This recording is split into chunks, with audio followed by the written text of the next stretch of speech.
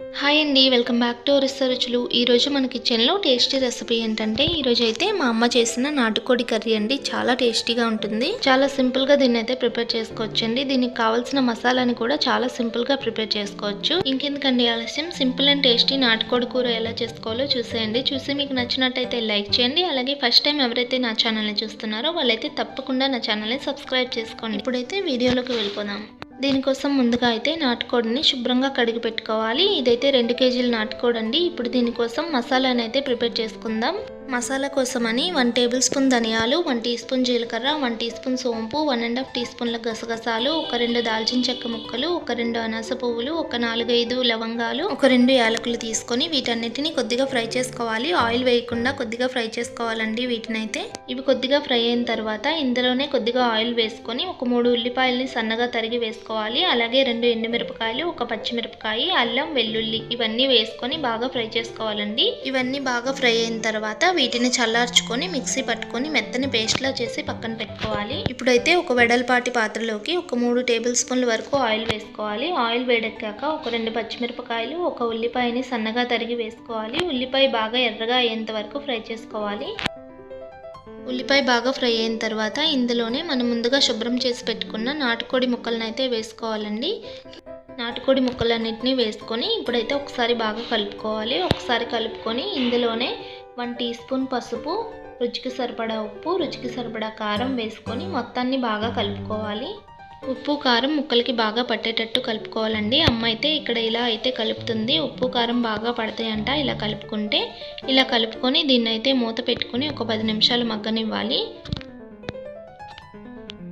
10 నిమిషాల తర్వాత చూడండి, ఇందులో ఉన్న వాటర్ అంతా ఇలా వచ్చేసాయి కదా. దీన్ని అయితే ఇంకొకసారి బాగా కలుపుకోవాలి.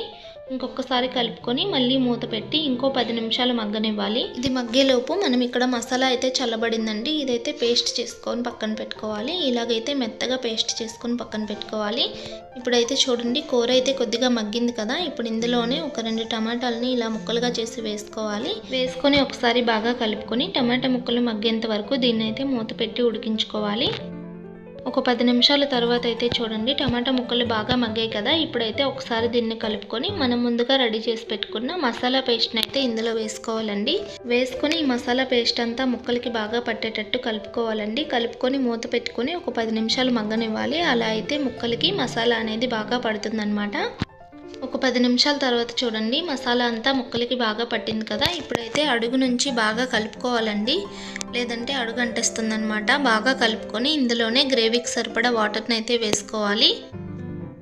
వాటర్ని వేసుకొని దీన్ని అయితే ఒకసారి బాగా కలుపుకొని మూత పెట్టుకొని మీడియం ఫ్లేమ్లో పెట్టుకొని దీన్ని అయితే ఉడికించుకోవాలండి. ఇదైతే ఉడకడం స్టార్ట్ అయిందండి. ఇదే టైంలో మనం ఒక 1/2 టీ స్పూన్ వరకు హింగువ వేసుకోవడం వలన నాటుకోడి చక్కగా ఉడుకుతుందండి. చాలా సాఫ్ట్గా ఉడుకుతుంది. వేసుకొని మొత్తాన్ని ఒకసారి బాగా కలుపుకొని మూత పెట్టుకొని ఉడికించుకోవాలి. ఒక 20 నిమిషాల తర్వాత అయితే చూడండి, గ్రేవీ అయితే దగ్గర పడింది కదా. ఇప్పుడైతే ఇందులోనే కొత్తిమీర కొద్దిగా, అలాగే కరివేపాకు కొద్దిగా వేసుకొని మొత్తాన్ని ఒకసారి కలుపుకొని మూత పెట్టుకొని ఒక 10 నిమిషాలు ఉడికించుకోవాలి.